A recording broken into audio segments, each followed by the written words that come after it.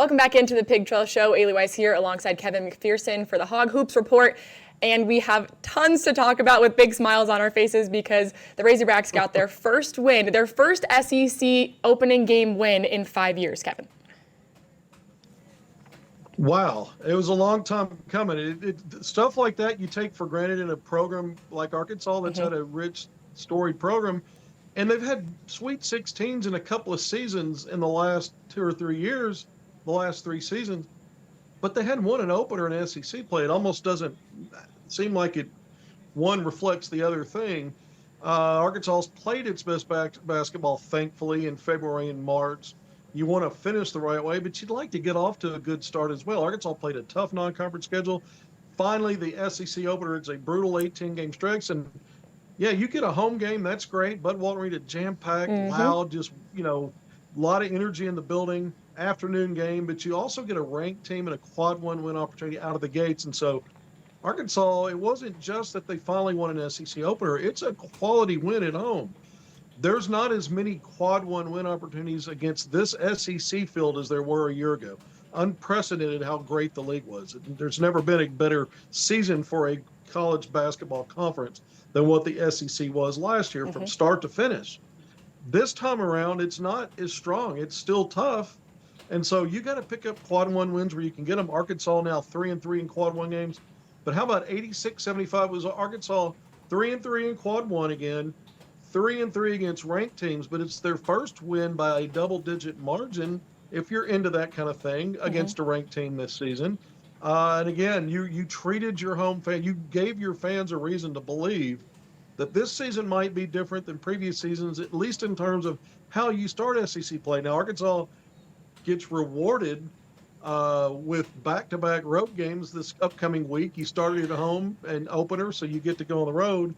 It's manageable, but that's looking ahead.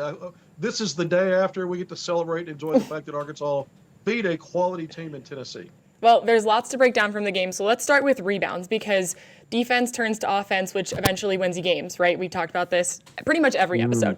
So, but they out-rebounded a Tennessee team that typically out-rebounds their opponents by, on average, of 15 rebounds, 15 boards. And they out-rebounded them by 3. Coach Cal was beaming after. He was like, that was the key to the game. That was what we needed to do. That was what we prepped for, and we did it. Yeah, it's interesting because Tennessee also averaging 15.5 offensive rebounds per game coming in, and that was top 5 in Division I. And Arkansas held Tennessee below its number and actually got 1 more offensive rebound as well. 3 more when you look at the totality of offense and defensive rebounding. And even though Arkansas' second chance points that stat's kind of tied to the offensive rebounds, and even though Arkansas was minus 1 point there in the final tally, it was only minus 1 point. And so Arkansas was able to have greater margin wins in other areas and aspects of the game that we'll talk about. But to go on the glass and actually win against an elite rebounding team, the things that Tennessee does the best, they're a strong defensive team. They're great on the offensive glass, great overall rebounding, and they're a pretty good transition team. And so Arkansas didn't take everything away, but winning the glass was huge. And Calipari's probably right. That's one of a couple of, to me, one of the 2 top categories in this game that really told the story. Well, let's stick with defense for a minute because they also had 10 blocks. It was an absolute block party in Budwell, and the fans were loving it. And a lot of those blocks ended up turning into fast break points, which is something that Arkansas does so well. They're second in the country. I don't know, I haven't seen the updated stats today, but they were second in the country going into that game in fast break points. Yeah, and they didn't win the fast break point battle, but they were better in the second half, and they closed the margin. But you're right. Anytime, so Tennessee has a big front line. Several guys going 6'11", 240 plus. Jaden Carey that transferred from Vanderbilt in the offseason, like 6'8", 6'9", going. They list him at 245. He looked 265, and there was some real physicality. Tennessee ends up plus 12 at points in the paint, 44-32, but they did, even though you could look at that stat and say, well, they were the more physical team, they were better in the paint.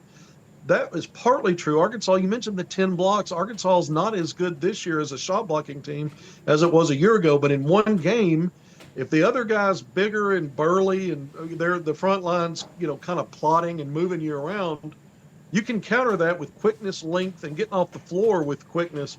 And I thought Trevor Brazile and Malik Euan both did it. Euan with 4 blocked shots. Brazile was credited with only 1. He had a couple of steals, but he altered. I don't know how many shots he altered, but everybody, the guards got in on it. I was going to say, how about Wagner? The first 2 plays of the game that Tennessee had the ball, they come down. He's like, no, thank you. Yeah, couple of erasers there. Darius Acuff gets a block. I mean, so you look up and down, Arkansas's lineup. Maybe Arkansas did get muscled around a little bit, but to win the glass and then to block those shots, a 10-2 advantage and block shots. And some of those blocks were really critical to win some defensive possessions because the game got close. It really was pretty much close throughout, right? But Arkansas had an 8-point lead that shrunk down to 2. As you're coming down to the fourth quarter, Arkansas hit some big shots on offense, but some of those blocks closed out defensive possessions that otherwise Tennessee may get another paint bucket, and that margin in paint scoring gets even bigger than a plus 12 as it ended. Well, you're talking about it a little bit there at the end, and associate head coach Chin Coleman also told us earlier this week that was something that he was really concerned with coming into this game, was the size that Tennessee has in the paint and the rotation. They have like 4 guys that they could throw in at any time. Yeah, and I mean, Arkansas's got 3. We know that Trevor Brazile, as great as he's been this year, he's not a physical presence. Right. He's an athletics length, and he's got good height, and he's stronger than he's ever been, and he plays better against physicality, but he's not a physical guy. Malik Euan is hot and cold when it comes to mixing it up and really going in there. I mean, in games, and Calipari talked about it postgame, he's like, part of the game he seems not dialed in, and he's just kind of not moving his feet and reaching, and, he's not – and you see some of the bigs for Tennessee just kind of root him out of the way. And then as the game went on, he's hitting the glass harder. He's fighting for rebounds, loose balls, and he's blocking shots because, okay, so I'm not going to keep you from getting closer to the rim, but when you go up, I'm quicker than you. I've got good size and length. I'm going to block this shot. And so you want to see him get the full assignment horn to horn at some point, but you're glad that Euan doesn't just play passively throughout, and he finally flips that switch. That's been huge for Arkansas in some of these big wins. They've had to have it. And then Nick Pringle, he's played in foul trouble. He's not had a great season. A lot of games in foul trouble, and so you didn't get a lot of production for him. So, you could say that Tennessee's front line had some of its own successes, especially when you look at the points in the paint differential. But the rebounding, the block shots, I think that kind of tilted it a little bit to a point where Arkansas was not exposed as this was going to be a reason why you lost. Arkansas's front line did enough to say, here's why we're going to win. And that's how I look at it. Well, you can also add free throw shooting to the reason that Arkansas had so much success, because they were 88% from the free throw line. Acuff was 8 for 9, and TB perfect. Now it's going to be broadcaster's curse. Perfect from the line, 8 for 8. So, I mean, and then you have Tennessee shooting 52%. That's the difference in the game. Yeah, you were plus 17 in points off free throws. Arkansas 29 of 33. Arkansas started the game 2 of 4 very early. They missed only 2 free throws the rest of the way and shot 29 more. So 27 of 29 to finish. You mentioned it, 88%. Tennessee 12 of 23. They took 10 fewer, and they made 17 fewer. And an 11-point win, that was as big as anything. Yeah, the rebounding mattered. The block shot, some of that stuff, all these things matter. But Arkansas took care of that free throw line. Arkansas has been an elite free throw shooting team most of the season, but they've had some games where the free throw line let them down, and they're shooting in the mid-60s, getting volume of shots, but for whatever reason they weren't shooting like you would expect them to based on what they typically do. Last night was even better than typical. Arkansas has been at times this season shooting in the high 70s, when you look at it as the season as a whole, and after a couple of back-to-back games in the mid-60s, they came down to 74% on the season, and then they had an 88% night, and then Tennessee shooting 52%. Wasn't a great free throw shooting team coming in, just a hair under 70, but 52%, you're not going to go on the road and win many games. So I thought Arkansas did the job at the free throw line. That to me was as big as anything. Even if Calipari says it's the board work, okay, But let's have most important aspects. I think it's that and probably the free throw line after that. And then real quick, Ailey, I just want to throw this in here. Arkansas really lagged behind in this game in turnovers for the longest. They finally caught up, and they end up +4 in points off turnovers. And a lot of that was crucial in overcoming a Tennessee team eventually. And some of those turnovers were forced when Tennessee had a stretch of not being able to hit a field goal from like the 11-minute mark to whatever it was when they hit their next one, 5 minutes and something, nearly 6 minutes or whatever. Some of that Arkansas got some turnovers, but +4 in points off turnovers, 17-13. Granted, Tennessee won fast break scoring, 24-18. But again, Arkansas was -9 or 11 at halftime in the fast break scoring. And so to lose, be only -6 at the end of the game means Arkansas was better than Tennessee, even in that category, in the final 20 minutes when it was winning time. I think a lot of those turnovers also came from the physicality that Tennessee brings to the court. And Cal was saying after in the presser that Arkansas's athleticism ended up matching up well with Tennessee's physicality. And that was why they were able to hang with them and eventually get the win at the end of the day. Mm. Agreed. And you saw some of Arkansas's live ball turnovers. Tennessee had 11 steals. Their guards were just ripping the ball from Arkansas's perimeter players, and then it was an easy path. They were out high on the court, just stripping the ball and easy path in.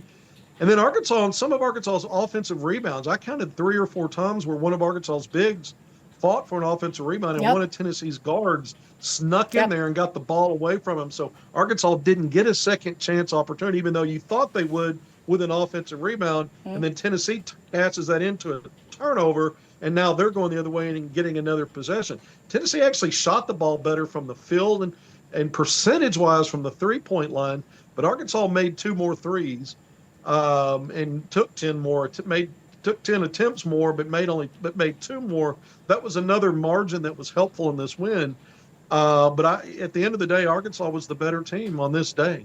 Yeah, let's start breaking down some of the guys, or all of the guys really, that had some minutes on the hardwood yesterday. We got to start with Darius Acuff Jr. because seriously, what is there not to say about him in a positive way at this point? Cal, and I quote, "Darius is a beast." That's it. That's all. I think that pretty much sums up his performance. Yeah, do we need to just say goodbye to everybody now? What's the end of the show? This segment? No, look, Acuff with a career-high 29 points. But he hit some big shots late. Tennessee had pulled within 2, 68-66. Arkansas had an 8-point lead, willed it down to 2, and you're getting down to the 4-minute, that under 4-minute timeout. Those crucial possessions late, and you're only up 2 points.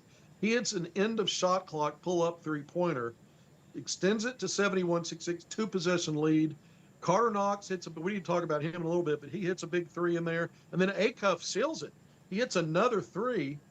That put Arkansas up by 11. At that point, it was about 2 minutes left still, a little over 2 minutes. But that was the biggest lead of the game. It was the first double-digit lead for Arkansas in this game. That pretty much sealed it. So it's not just how many points he's getting, it's how tough-minded he is. He gets big buckets. Rick Barnes, Tennessee's a future Hall of Famer, said after the game, this guy's a 3-level scorer, and he's just tough, and he is. His facial expression doesn't change. He's like a Terminator out there. He just keeps coming at you. I've called him Robo-Guard because he just keeps coming, man, and you can't put him down. But so it's a myriad of things. And, of course, he's Arkansas's leading facilitator. This was a game Arkansas had only 7 assists. That was a 2-to-1 turnover to assist ratio. That usually spells a loss. But he had 4. He had more than half of Arkansas's assists. Now, he did have 4 turnovers. He's been getting better and better in the turnover department. A couple of, games against Houston and Tennessee, both of them are tough, how they played defensively, and so that got to him a little bit. But look at everything else. I mean, he just is, and I think, Ailey, I'm just going to say it. I think he's got, to me right now, 14 games in. I know where you're going. Say it. Halfway through. Look, he's in the conversation of the top 2 or 3 players in this conference for Player of the Year. He is on a pace to be an All-American. And look, tomorrow when the SEC awards come out, he might have a daily double. He may hit the Player of the Week and SEC Freshman of the Week. Or how about Malik Thomas? Yeah. Yep. That's where I'm going next. Perfect. Yeah. So I mean, Arkansas's had some great freshmen. I mean, great freshman performers over the years.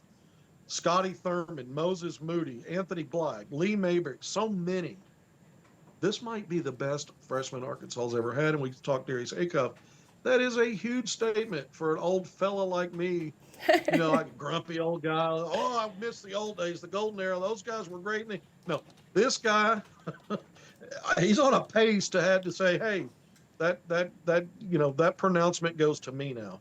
Yeah, well, you and Mike Euan both have the same opinion on Acuff. We said that in one of the Ask Mike segments. Okay. So you two are on the same page, and those are two very credible sources. So if push comes to shove, I'm with you guys as well. But we got to talk about the other freshman who was out there. I mean, Acuff and Malik Thomas had combined for over half of Arkansas's total points yesterday. Yeah, I mean, Malik Thomas coming off a career high against James Madison, 28 points. He'd been in a shooting funk and a little bit of a production funk. He had that 20-point game on Monday. You're like, uh-oh, here comes SEC play next. Nobody in the league wants to see this guy get going because Acuff's been a machine, right?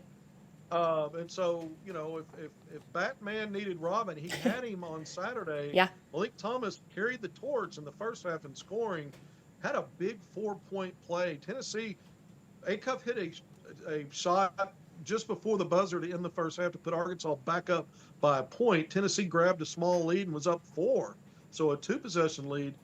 Malik Thomas hits a 3-point shot, gets fouled, and makes the free throw to tie the game. Mm-hmm. So he immediately erases Tennessee's advantage there. Now you're about 5 minutes into the second half. So plays like that, we look at clutch plays at the end, but we're also talking about plays in parts of the game where they feel like they're so big. So that 4-point play, but Malik Thomas, this guy now, I mean, he scored 46 points in 2 games last week. So again, I think he could be in the conversation for SEC freshman of the week. Certainly Acuff could get the 4th consecutive. He's the reigning 3-time SEC freshman of the week. Acuff is. Mm-hmm. Trevor Brazile has Arkansas's only SEC player of the week. It's time for Acuff to get that nod. And I think Malik Thomas potentially could be the freshman, but those two, I mean, right now they're playing at such a high level. They're Arkansas's 2 leading scorers on the season. I think they're both first-round draft picks in a few months, the way things are going, and Arkansas fans enjoy them while you got them. This is the John Calipari effect of just kind of raise the arms up and says, come in, my children. Let everybody else dominate in the portal. Let these folks go out here and go after a bunch of NBA players. Mm-hmm. Come to Papa if you're a true freshman. We're going to get you on a path to being a first-round pick, and you're going to put your name on big stages and go out and perform. And this is just these are the latest versions of it. Credit to the players and credit to Calipari for his eye, chef's kiss for his eye on talent. 2 of the best freshmen in the country right now. It's absolutely unreal. Yeah. So fun to watch. The Hog fans love it. How could you not? And they bring this energy into Bud Walton that is unmatched. And somebody else who I thought played really well yesterday, I don't think it showed up on the stat sheet as much, but I felt like he had more points that weren't actually on the stat sheet because the points that he scored were at the right time. And they turned the page. They flipped the page for Arkansas. They eliminated a run that Tennessee was going on. Trevor Brazile. I would know there were 2 times where Acuff took a 3, missed it, and he comes out of nowhere, not even in the frame, not barely in the picture, comes flying out of nowhere, looks like Superman, and slams it down. And Bud Walton was loving it.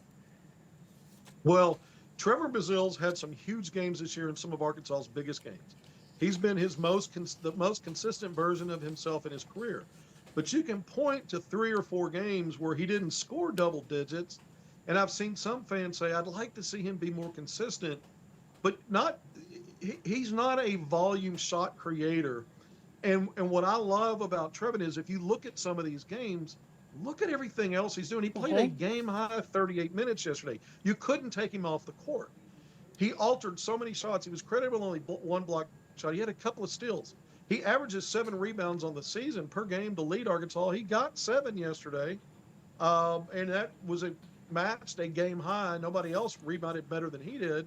But those 7 points, you mentioned it, 2 Superman, the cape was flapping. The cape was flapping in the air. He's above the rim, above everybody. Those poster moments, right? Those SEC, those Sports Center, ESPN Sports Center top 10 moments. And on a game where you're trying to set a tone on the glass and not let Tennessee dominate you there, you got to have plays like that. You got to scare the balls a little bit. Go, wait a minute. We're used to dominating the glass. This guy's soaring above us.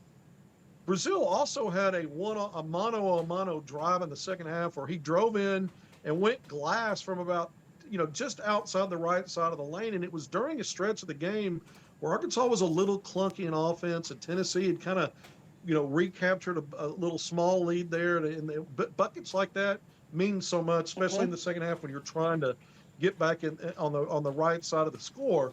And so I thought a huge game for him. Again, played more than anybody. And I keep looking at all the little things he does, even on nights where he's not giving you 15 points and maybe a dip below the, the double-figure scoring mark. And he was 0 for 5 from 3. He's a good three-point shooter. Even after 0 for 5, he's shooting 38% on the season. That's really good, and it's on good volume for him. Just a game where he didn't hit a couple of those where he would beat his normal point total. But everything else he did, I thought, made sense in terms of what Arkansas had to have to win that game. This dude, in the totality of 14 games, is an all-SEC performer. He just absolutely is. All right, next one we got to talk about Carter Knox. I feel like he had a little bit of a slower start to the season, and then I think that game-changing game was Texas Tech. That was when he turned it on, and he was talking about it going in that week. He met with the media, and he was saying, yes, we have a chip on our shoulder from our postseason run last year, but, we can't focus on that. This has to be a new slate. It's a new team, XYZ. But I think that was when he flipped the switch this season. Yeah, look, we're going to talk about Acuff. We're going to talk about Malik Thomas. We just talked about Trevor Brazile. Carter Knox was as instrumental as anybody in that second half. He flipped the switch and went nuts going after offensive rebounds. He had a game-high 4 offensive rebounds. He's Arkansas' second leading rebounder on the season behind Brazile. Stepped up. He and Brazile led the way, each with 7 rebounds. They each finished with 7 total, but 4 on the offensive glass for Carter Knox. That was more than anybody. He finishes with 11 points, hit a big double clutch 3-point shot at the end of the clock. It almost looked like a miracle and a prayer was answered, but that extended Arkansas from a 2-possession lead to a 3-possession lead, going up from 5 up to 8. Huge. But he also went in and got offensive rebounds and got free throws off of those, and also had an and one off a putback. And here's a guy, when you look at him statistically, you say he's not averaging double digits like you would expect he would. He was a preseason second-team All-SEC player. But he finishes with 11 points. If you look at him on the season, he's been hovering around 40% from 3. He's over 80% as a free throw shooter. He's mid-40s. When you look at his field goal percentage, it's not like he can't make shots. He's had a real problem figuring out how to blend in with some of the others. And his shot selection's been fine because the percentages tell us they are, except sometimes he gets frustrated and takes some poor shots or has some turnovers. But what Calipari said after the game is what he said before. Play all out like Billy does. Look at Billy. This is what you need to be. And when you look at him statistically yesterday, that's what he was. He was a better version of BR3 than BR3 was. We're going to give BR3 the benefit of the doubt. He's due a bad game and a foul trouble game. It wasn't his night. 5 points and didn't have a stat. He typically has got rebounds, assists, blocks, steals. It was Carter Knox who did all that and got to his double digits. You mentioned the Texas Tech. Yeah, and last year he was statistically awful the first half of the season and really good the rest of the way, including the NCAA tournament. You hope he's getting hot at the right time and starting to figure things out. Big performance from Carter Knox yesterday. Arkansas doesn't win that game without the things he did. And the next guy we're going to talk about is kind of the same thing. I was just going to say, you're going there for me. But again, Arkansas not able to win this big SEC opening game if they don't have Malik Euan doing what he did in the paint.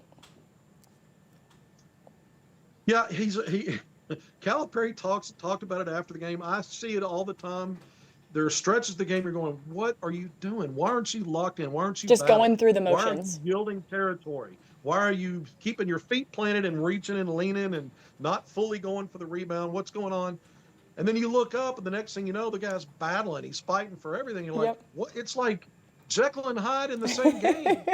You're right? Yeah. And so it can be a little frustrating, but you're thankful because he's gotten better and better. And you would rather him figure it out in game than not figure it out for 2 or 3 games and then have a good game. You don't need a guy having 3 games of playing passively and then 1 game where he's locked in. That's kind of how it was early in the year. Now he's figuring it out. At least he's figuring it out in the same game and then giving you what you need. And I'd rather him be better most of the second half than most of the first half anyway, because that's winning time, right? And so the 4 blocks, he was second on the team in offensive rebounds. He had 3, half of his 6.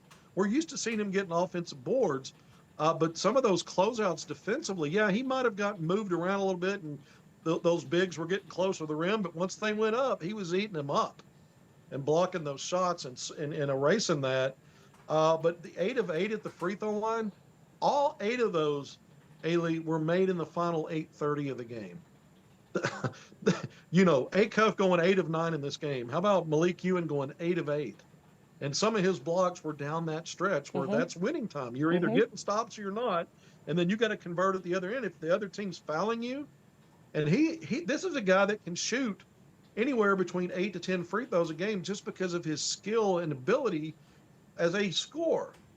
There was one play where he bailed out Tennessee early in the second half. Arkansas went to him in the mid post, and the idea is get down low, penetrate, get closer to the rim, and then put your guy, either put your guy in peril. He's got to foul you to stop you, or you're going to get a closer finish. And he bailed the defender out. He took one dribble, turned in the paint, and went lefty, baby hook from 12. Just inside the free throw, like 13, 14 feet. I'm like, you've got the touch where you can sometimes make that, but that's not the point of this ISO play for you. They want you to get a little closer, and now the defender's got more to worry about. And so it's just little things with him just continuing to stay on him to get tougher, to get meaner, because when he does some of that stuff and we see it, there's real impact.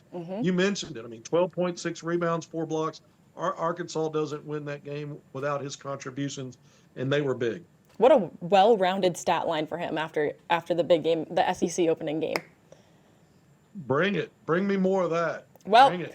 Arkansas gets the big SEC opening game day win. Now they have a date with Ole Miss on Wednesday. How do you see the Rebels matching up with the Hogs? Look, Ole Miss has been a disappointment. Many of the teams in the SEC are not where we thought they'd be, but they all have good players. They're all well coached. It's brutal going on the road.